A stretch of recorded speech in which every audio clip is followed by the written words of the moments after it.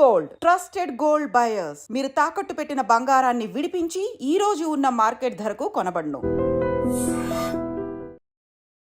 Hi guys, welcome to I dream. నేను మీ చాణక్య.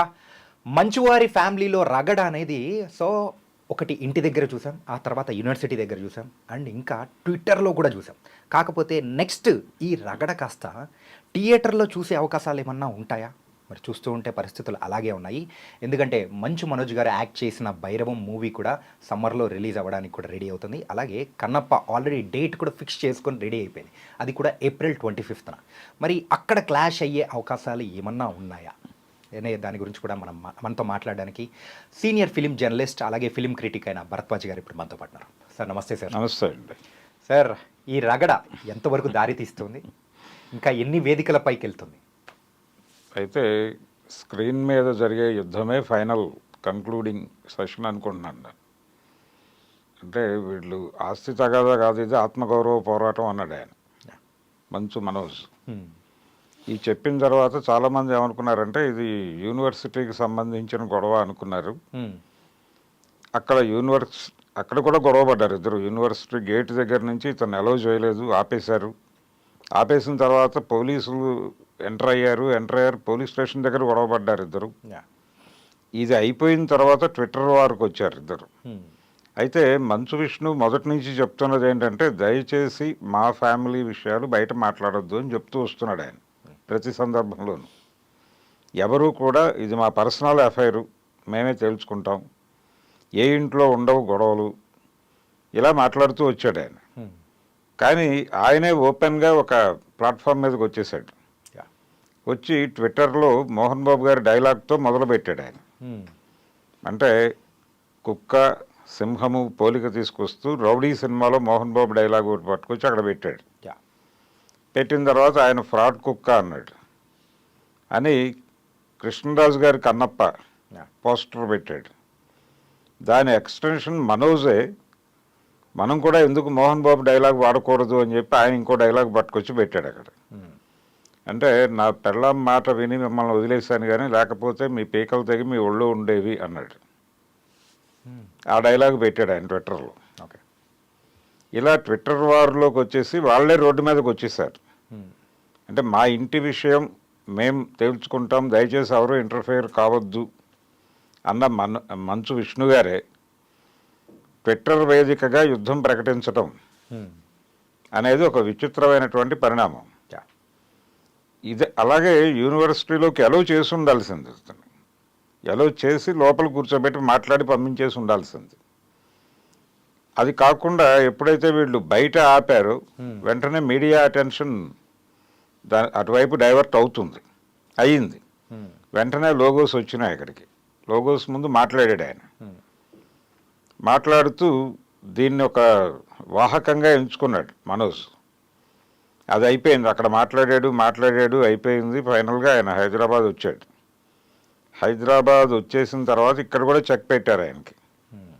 కలెక్టర్కి ఆయన ఒక రిక్వెజేషన్ పెట్టుకున్నాడు, సీనియర్ సిటిజన్గా నా ప్రాపర్టీని ప్రొటెక్ట్ చేయండి, నా ప్రాపర్టీ కబ్జాకి గురయ్యేటువంటి ప్రమాదం కనిపిస్తోంది జల్పల్లిలో, కాబట్టి నాకు ప్రొటెక్షన్ ఇవ్వండి, నా ప్రాపర్టీని కాపాడండి అని ఆయన ఒక రిక్వెజేషన్ పెట్టుకున్నాడు. అని మోహన్ బాబు గారు పెట్టుకోవడంతో మనోజ్ని ఇంట్లోంచి పంపించేస్తున్నారు అనేది స్ప్రెడ్ అయిపోయింది.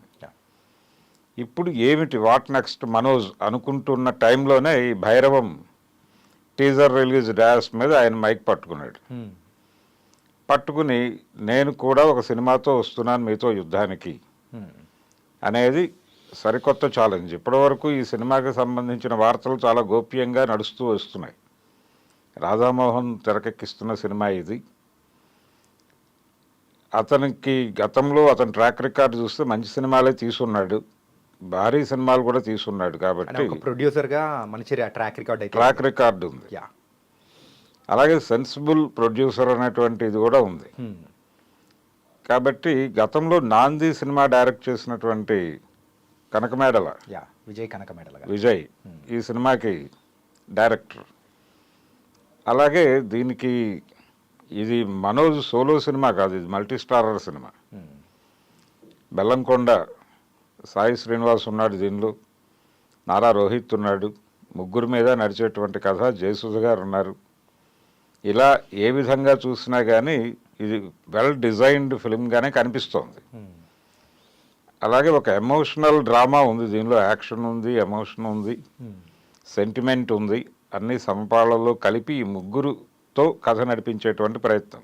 ఇది ఆల్రెడీ తమిళ్లో రిలీజ్ అయ్యి వండర్ఫుల్ హిట్ అనేది కూడా అందుకుంది సార్. అవును, రీమేకే. ఎస్, అంటే రాధామోహన్ అనగానే అది తమిళ నుంచి తీసుకొస్తున్నారనే విషయం అర్థమైపోతుంది.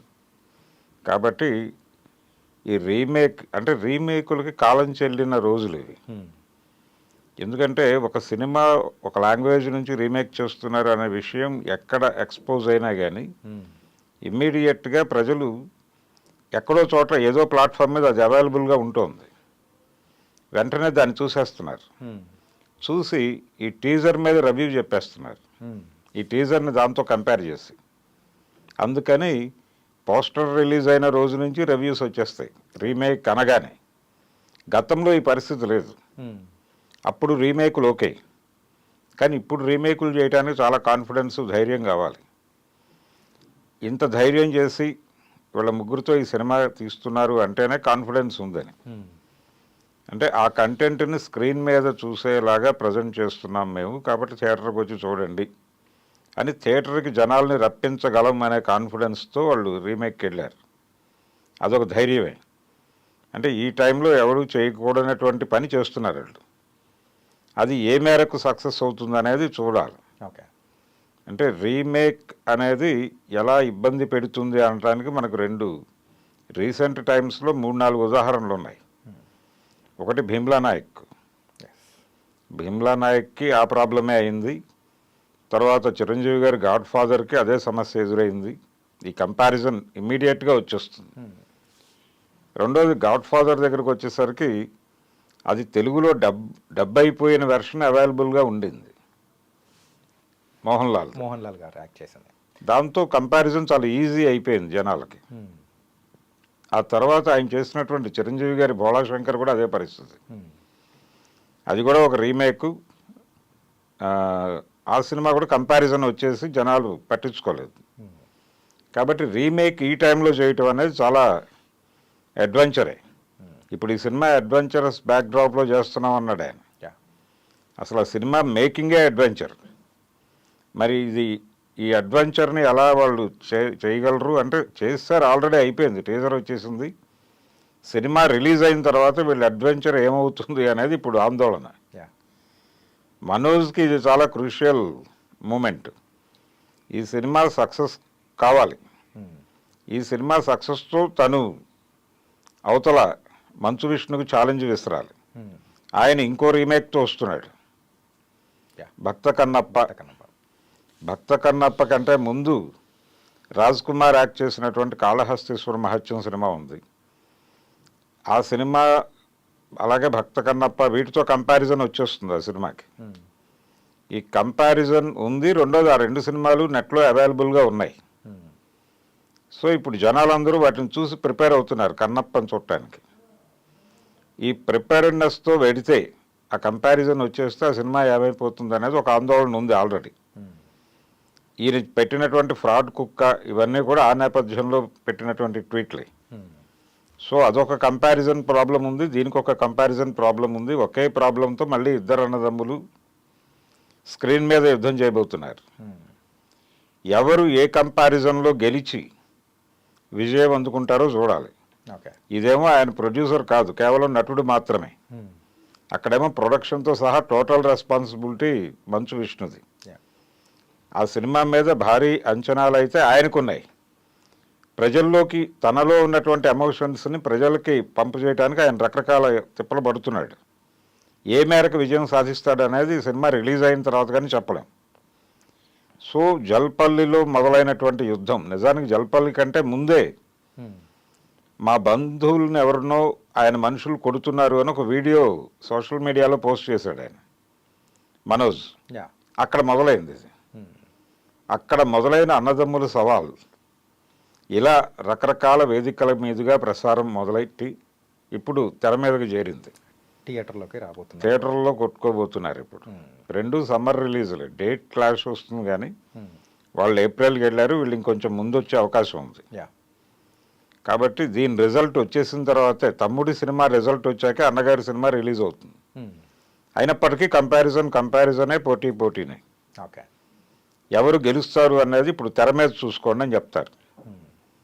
అలా కంక్లూడ్ అవుతుంది అనుకుంటున్నాను, థియేటర్లో కంక్లూడ్ అవుతుంది ఈ కన్నప్ప యుద్ధం. విషయానికి వచ్చేటప్పటికి అది రీమేక్ అయినా కానీ సో ఇప్పుడున్న జనరేషన్కి తగ్గట్టు ఆ స్టోరీ మార్పులు కానీ అండ్ పెద్ద పెద్ద స్టార్స్ని, ప్రభాస్ గారిని అండ్ అక్షయ్ కుమార్ గారిని, వీళ్ళందరినీ పెట్టుకొని చేయడం అనేది కూడా ఒక యాడెడ్ అడ్వాంటేజ్ అయ్యే అవకాశాలు ఏమన్నా ఉంటాయి? అడ్వాంటేజ్ అనేది ఒకటి. రెండోది, గతంలో వచ్చినటువంటి సినిమాల్లో ప్రస్తావించని అంశాలని మేము ఈ సినిమాలో చెప్పబోతున్నాం అనేది ఆయన చెప్తున్న మాట.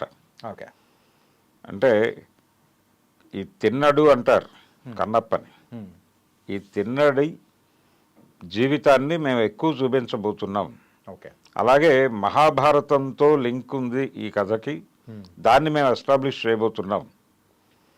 ఇది ఇందుకోసం అని చెప్పి మా సినిమా వాటికంటే కొంచెం ప్రత్యేకంగా ఉండే అవకాశం ఉంది అనేది ఆయన చెప్తున్న మాట. నిన్న బెంగళూరులో జరిగినటువంటి ప్రెస్ మీట్లో కూడా అదే ప్రస్తావించాడు. ప్రస్తావించి మేము ఇంకొంచెం లోతుల్లోకి వెళ్ళాం, ఇంకొంచెం రీసెర్చ్ చేసాం, కాబట్టి కొత్త విషయాలు చెప్పబోతున్నాం, ఆ గతంలో వచ్చినటువంటి సినిమాల గౌరవాన్ని నిలబెట్టే ప్రయత్నం చేస్తాం ఓకే అని చెప్తున్నారు. అది ఆల్రెడీ జనాలు అన్ని వైపులా దృష్టి పెట్టేస్తున్నారు. ఇప్పుడు ఒక మాట బయటకు వచ్చినా, ఒక సన్నివేశం బయటకు వచ్చినా, లేదు ఒక చిన్న స్టిల్ బయటకు వచ్చిన, మేకప్ స్టిల్ బయటకు వచ్చిన క్షణం నుంచి రివ్యూలు మొదలైపోతున్నాయి. ఇది చాలా క్రూషియల్గా ఉంది. ఇప్పుడు ఆల్రెడీ వాళ్ళు కాజల్ గారి ఫోటో ఒకటి బయటకు రివీల్ చేశారు. రివీల్ చేసిన తర్వాత దాని మీద విపరీతమైన చర్చ నడిచింది బయట. అంటే ప్రస్ఫుటముగా కనిపించేలాగా బొట్టు లేదు అనే దగ్గర నుంచి మొదలుపెట్టేసి మన వాళ్ళు అంత కీన్ అబ్జర్వేషన్తో రివ్యూలు చేసేస్తున్నారు. అలా ఏ పాత్రని ప్రదర్శించినా, ఇప్పుడు శివుడి గెటప్ రివీల్ చేశారు, దాని మీద కూడా రివ్యూలు నడుస్తున్నాయి. ఆయన కాస్ట్యూమ్ ఏమిటి అంటే శివుడు జంధ్యం వేసుకుంటాడా లేదా, ఆ దగ్గర నుంచి చర్చ జరిగిపోతుంది సోషల్ మీడియాలో. సో వీటన్నిటికీ అక్కడ సమాధానం చెప్పగలగాలి ఎమోషనల్గా.